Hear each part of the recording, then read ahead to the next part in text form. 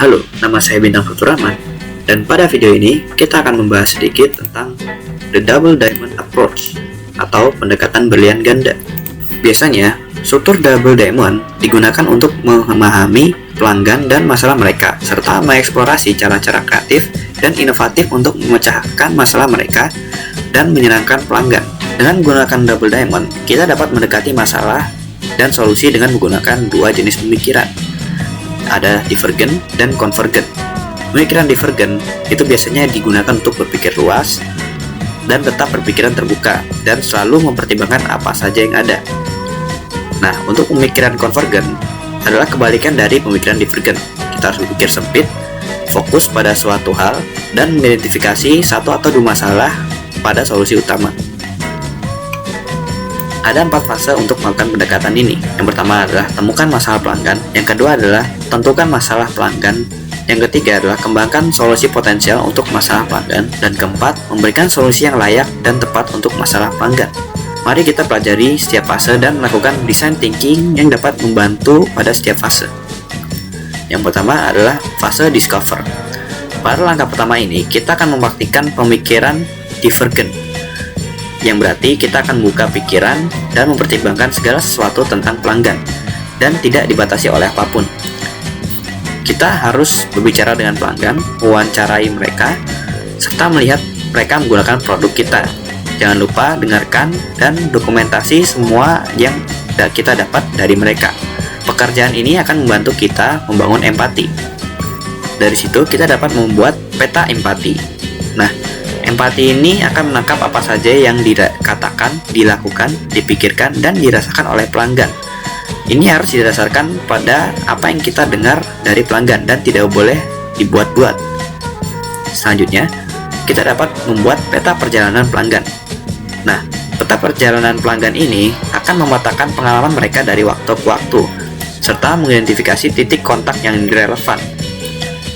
Ini adalah timeline yang dilakukan oleh pelanggan dengan produk kita. Jangan lupa catat tempat, alat, atau orang yang berinteraksi dengan mereka. Fase kedua adalah define. Setelah kita memahami apa yang pelanggan rasakan dan apa yang mereka lakukan, kita mulai menggunakan pemikiran convergent, yang artinya kita harus mulai fokus pada area utama dan mulai menyatu pada pengalaman spesifik dalam perjalanan pelanggan. Sebagai sebuah tim, kita menganggap kegembiraan dalam pengalaman mereka dan juga poin rasa sakitnya, atau bisa dibilang fun and pain. Kita dapat memilih dan menyetujui bidang utama yang membutuhkan solusi. Nah, dengan demikian kita dapat menggunakan diagram mawar dan duri atau pros and cons. Dalam aktivitas ini, kita menutupi beberapa poin dengan kesenangan dan rasa sakit yang kita dapat dari pelanggan.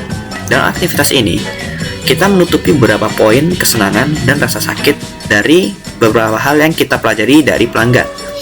Gunakan sticky note merah untuk menandai mawar untuk kesenangan dan warna lain untuk mewakili duri atau titik sakit. Selanjutnya, kita dapat melakukan how might we atau HMW. Ambil titik-titik rasa sakit tadi dan kemudian susun kembali sebagai pertanyaan yang akan kita coba untuk pecahkan. Pilih beberapa masalah untuk dipecahkan dan berambisi untuk diubah masalah menjadi menyenangkan. Contoh, bukannya bertanya bagaimana kita menghentikan orang yang menggunakan ponsel mereka di bioskop, kita dapat mengubahnya dengan menggunakan prinsip HMW dengan bagaimana mungkin kita membuat orang yang menggunakan ponsel di bioskop memberikan pengalaman yang lebih baik untuk penonton di bioskop. Daripada menghentikan penggunaan, kita dapat menyelesaikan masalah ini dengan cara yang lebih inovatif. Selanjutnya adalah develop. Pada titik ini, kita sudah setengah jalan melalui Double Diamond dan telah memutuskan masalah yang akan dicoba dipecahkan. Pada langkah ketiga ini, kita akan mengembangkan dan melatih pemikiran divergent lagi. Ini artinya kita akan mulai membuka pikiran kita dan mulai mencari ide yang menghasilkan daftar ide yang aneh, menakjubkan, kreatif, dan inovatif. Sebagai sebuah tim, kita akan mempertimbangkan semuanya dan fokus menghasilkan ide yang sebanyak mungkin, yang artinya kita lebih mementingkan kuantitas daripada kualitas. Nah, untuk mengambil ide-ide tersebut, kita dapat melakukan matriks kreatif. Gunakan matriks kreatif untuk bertukar pikiran dengan beberapa orang pada tim kita. Nah, karena tujuannya adalah kuantitas, penting untuk memiliki beberapa tema luas seperti teknologi atau orang. Namun, kita juga harus menggunakan beberapa tema yang lebih sempit seperti media sosial atau game. Karena ini akan membantu memaksa kita untuk berpikir out of the box. Jangan lupa untuk menambahkan wildcard juga untuk menangkap semua ide nyasar yang tidak muat di tempat lain. Dengan demikian, kita dapat menghasilkan pikiran out of the box yang sangat natural. Saat menjalankan latihan ini, pertimbangkan untuk memberikan hadiah kepada tim yang memiliki ide paling banyak. Jangan hanya berikan hadiah snack atau hadiah yang murah, berikan hadiah berupa barang bagus. Selanjutnya adalah fase deliver. Pada langkah terakhir ini, kita akan mempraktikkan pemikiran konvergen lagi, dengan fokus pada apa yang sebenarnya dapat kita berikan dan solusi mana yang akan menyelesaikan kebutuhan pengguna. Kita memilih dan menyetujui bidang utama yang membutuhkan solusi. Yang pertama, kita dapat melakukan pemungutan suara secara visual, bersatu dan memberikan ide suara yang menarik serta yang ingin didengar oleh banyak orang. Setiap kelompok masing-masing memberikan suara maksimal 2 gagasan. Kemudian ada aktivitas improvisasi. Biasanya ditandai dengan ya dan. Aturan umum dalam improvisasi adalah jangan pernah mengatakan tidak. Anda menjaga percakapan tetap berjalan dengan mengatakan yes and. Terus membangun percakapan dalam kelompok kita. Bergantian menjelaskan ide-ide kita, kemudian menanggapi dengan yes and untuk menambahkan ide dan memperbaikinya juga. Selalu ada orang yang ingin mensiasati dengan mengatakan tapi.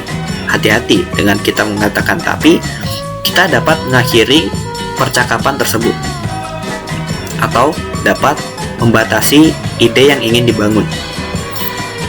Dan yang terakhir, kita akan membuat diagram impact versus difficulty. Nah, setelah kita menjelajahi desirability dari cara yang sudah kita lakukan tadi, kita siap untuk mulai memusatkan perhatian pada solusi yang tepat. Nah, dalam kelompok kita, plottingan ide matriks akan berdampak pada kesulitan dan impact yang ingin kita kejar. Jangan hapus ide yang memiliki dampak rendah dan sangat sulit dilakukan, karena ini dapat memberikan kemewahan yang mungkin ingin dibayar oleh beberapa pengguna. Ada beberapa langkah lanjutan yang dapat dilakukan, yaitu membuat prototipe, melakukan pengujian, melakukan iterasi, dan jangan lupa build it. Sekian video dari kami, semoga bermanfaat dan terima kasih telah menonton.